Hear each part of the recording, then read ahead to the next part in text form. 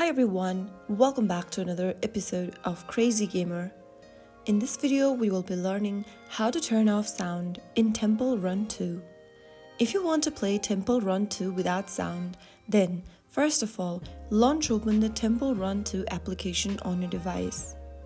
From the home page of Temple Run, tap on the gear button at the top left corner. You will now be able to open up the settings menu.